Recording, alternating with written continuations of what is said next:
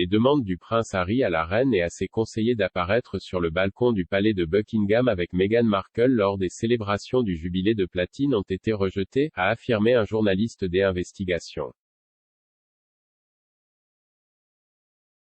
Le duc et la duchesse de Sussex n'ont pas regardé le défilé aérien de la RAF le 2 juin depuis le balcon du palais de Buckingham.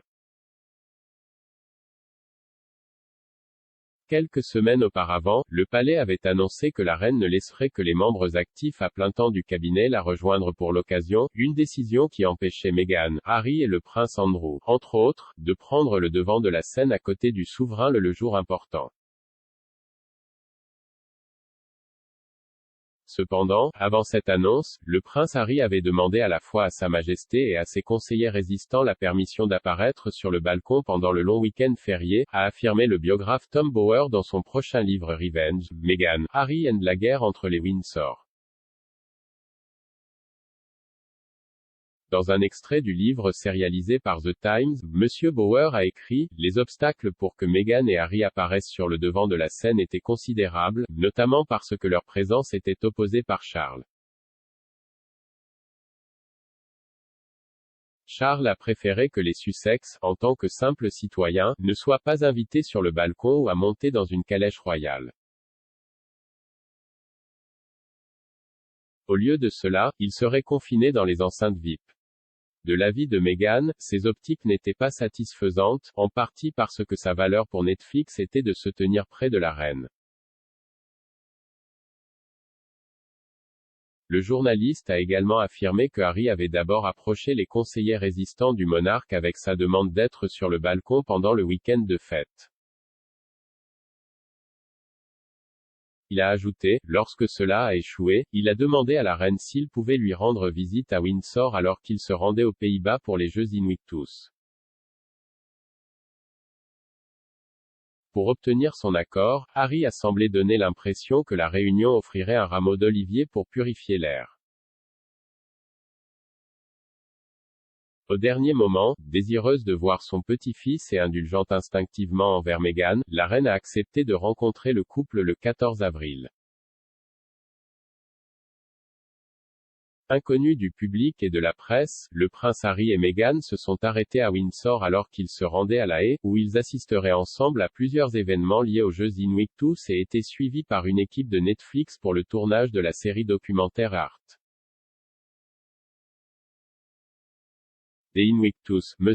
Bower a déclaré que la rencontre des Sussex avec la reine avait eu lieu après avoir passé une nuit avec la princesse Eugénie, suggérant que le couple était resté au Frogmore Cottage qui continue d'être leur résidence officielle au Royaume-Uni. Sa Majesté, a également affirmé l'auteur, a insisté pour que Harry et Meghan aient rencontré le prince Charles et Camilla, duchesse de Cornouailles, avant de la voir. M. Bower a déclaré dans son livre, « Les Sussex sont arrivés en retard. Leur première rencontre a été civilisée mais n'a pas réussi à résoudre les relations tendues créées par leur entretien avec Oprah Winfrey. En revanche, il n'y avait pas de tension en buvant du thé avec la reine. Pourtant, la question de leur apparition sur le balcon est restée en suspens. » Le prince Harry lui-même a parlé de sa rencontre à huis clos avec la reine alors qu'il était interviewé aux Pays-Bas par la journaliste américaine Oda Kotebe. La brève interview a porté sur les jeux en cours, les athlètes extraordinaires qui y participent et le pouvoir curatif du sport.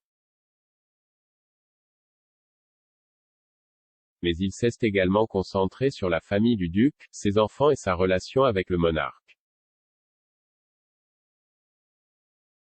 Parlant de leur rencontre, Harry a dit à Madame Kotebe, « J'ai pris le thé avec elle, c'était vraiment agréable de la rattraper et, vous savez, chez moi maintenant, vous savez, pour le moment, c'est aux États-Unis.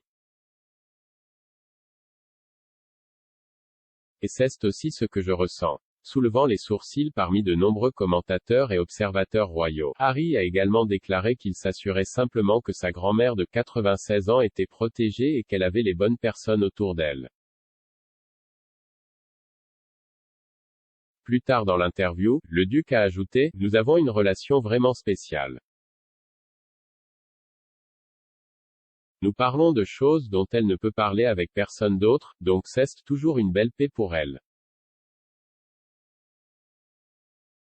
Depuis qu'ils ont quitté leur poste de membre de la famille royale fin mars 2020, le duc et la duchesse de Sussex ont souligné que leur relation avec la reine était restée très bonne et qu'ils pouvaient rester en contact avec elle bien qu'ils vivent maintenant en Californie.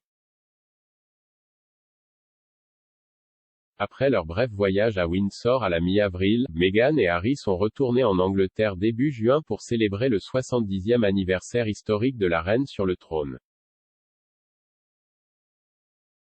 Le couple n'a été vu en public qu'à 2 reprises, en regardant, avec la plupart des membres de la famille royale, le défilé Trooping the Colour depuis le bureau du Major général surplombant Horse Guards Parade, le lendemain, au service d'action de grâce tenu à Cathédrale Saint-Paul de Londres. Meghan et Harry ont dédié le 4 juin à leurs enfants, comme le jour où leur fille Lilibet Lily Diana a eu 1 an. Ils ont célébré le jalon privé avec des amis proches et leur famille et n'ont publié une photo de l'enfant que le 6 juin, à la fin des célébrations axées sur la reine. La famille de 4 personnes est retournée en Californie le 5 juin.